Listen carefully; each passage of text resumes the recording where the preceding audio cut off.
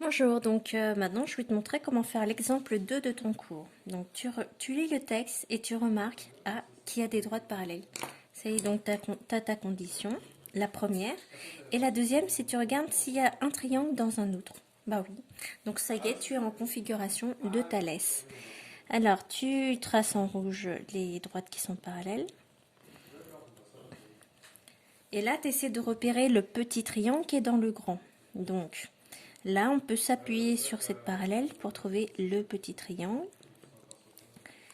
Et on voit que ce petit triangle-là, il va être dans ce grand ici. D'accord? Donc, ça y est. Alors, je vais repasser en couleur le petit triangle. Donc, ça va être TAS. Et le grand, ça va être TBR. Voilà, je vois que j'ai un petit triangle qui se projette, en fait, et qui peut devenir un grand triangle.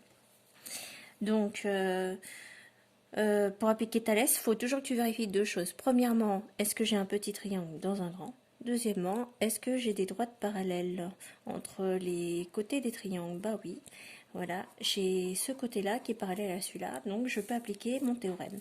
Donc, je vais refaire la partie, alors ça c'était la partie conclusion et calcul, hein. Je vais refaire un doc. Alors tu te rappelles pour le doc, donc c'est les données. Les données, ben là c'est là que je t'attends, je veux le mot aligné, le mot parallèle. Donc je repars de mes parallèles et je vois qu'elles se rejoignent, que les autres points, par contre, eux se rejoignent au sommet T. C'est-à-dire que les deux triangles, ils ont le sommet T en commun. Et là, je pars de chaque côté, je vois qu'il y a les points T, S, R qui sont alignés et les points T, A, B, tu vois, hop, hop.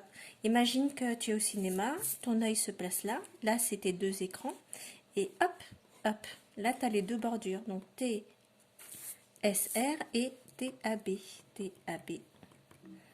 Donc les points T, S, R et T, A, B sont alignés, et maintenant je dois avoir, voilà, les droites parallèles. Alors comme je suis un peu paresseuse, je vais utiliser la notation mathématique. Comme ça va aller plus vite. Alors j'ai la droite AS qui est parallèle à la droite BR. Et bien c'est parfait. Donc maintenant j'ai mes deux données qui sont importantes et qui sont données. Et maintenant je vais utiliser l'outil. Alors l'outil c'est d'après le théorème de Thalès. Alors, d'après le théorème de Thalès, il te dit quoi Thalès? Bah, que tu as des côtés proportionnels. Alors, on part toujours du sommet commun.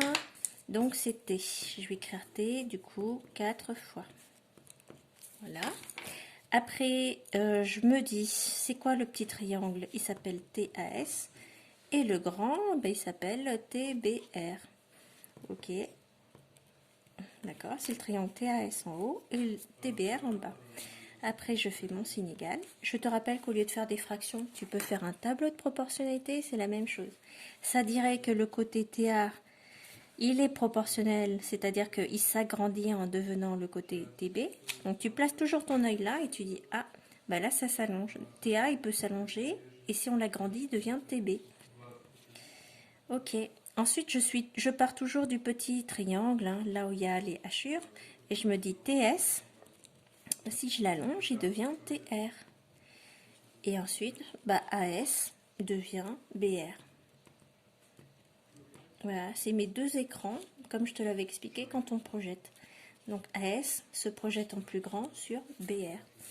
Et du coup, maintenant, je n'ai plus qu'à mettre les longueurs. C'est là que je vais faire ma partie calcul. Donc ça, c'est ta partie outil. Quel théorème te dit quoi? Que les côtés sont proportionnels. Ça se traduit par des fractions égales ou un tableau de proportionnalité. Pour passer au tableau, il suffit de faire ça. Hein. Hop, tu mets tes cases. Et maintenant, tu vas mettre les nombres. Alors, TA. TA, c'est 2,4.